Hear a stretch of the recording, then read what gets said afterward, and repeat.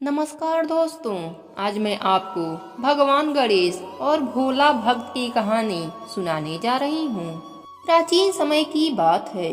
एक गांव में भोला नाम का एक व्यक्ति रहता था।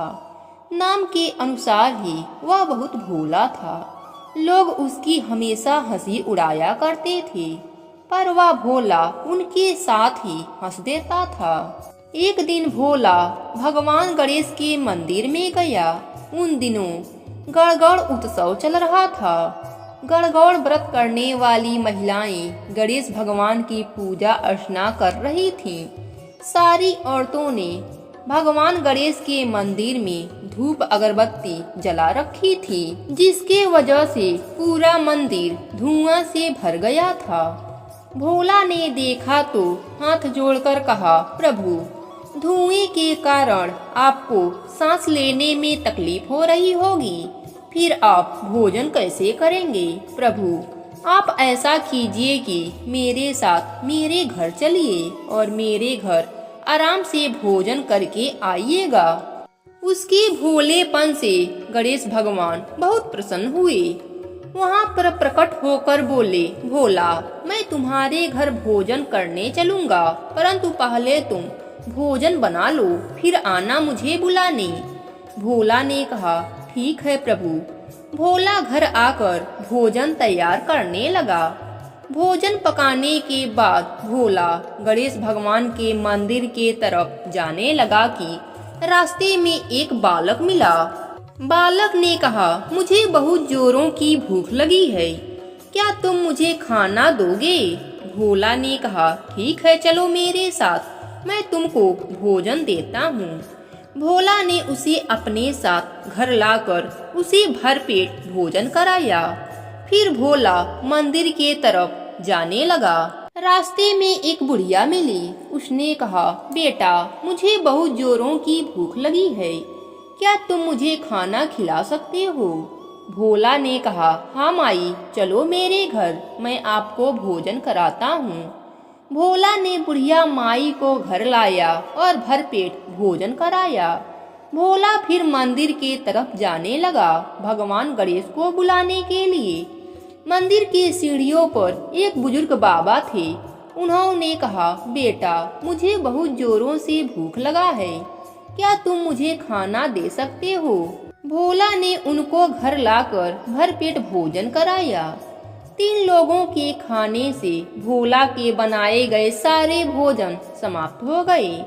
फिर भोला ने सेठ के दुकान पर गया और कहा, मुझे चावल और दाल दे दीजिए। सेठ ने कहा, भोला, बड़ा जल्दी में हो, क्या बात है?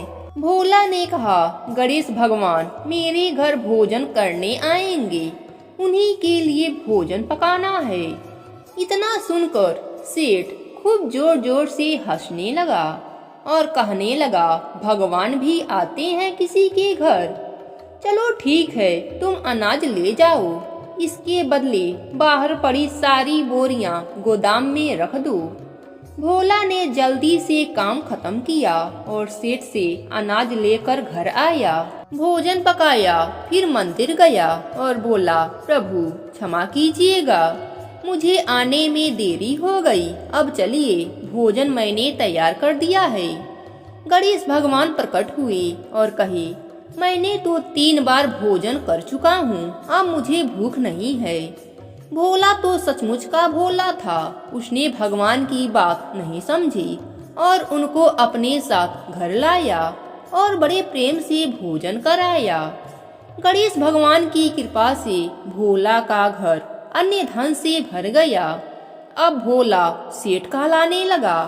उसकी शादी भी बहुत सुशील लड़की से हो गई। अब सेठ को विश्वास हो गया कि सच में भगवान भोला के घर आए थे। अब सेठ के मन में लालच आ गया। वह भी मंदिर गया और गणेश भगवान को अपने घर भोजन करने के लिए आग्रह करने लगा। गणेश भगवान प्रकट हुए और बोले, जाओ, पहले भोजन तैयार कर लो, फिर आना बुलाने। सेठ बहुत ही प्रसन्न हुआ। वह घर आकर 36 प्रकार का व्यंजन बनवाया और फिर गणेश भगवान को बुलाने मंदिर के तरफ जाने लगा। उसे भी एक बालक, बुढ़िया और एक बूढ़े बाबा मिले, पर उसने तीनों को धुतकार दिया और मंदिर पहुंचा और बोला, प्रभु चलिए, भोजन तैयार है।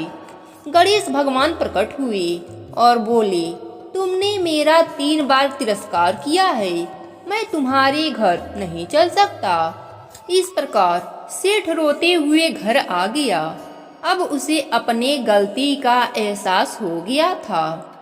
हे गणेश भगवान, जैसे आपने भोला पर कृपा करी, वैसे ही हम सब पर भी करना। जय हो गणेश भगवान की।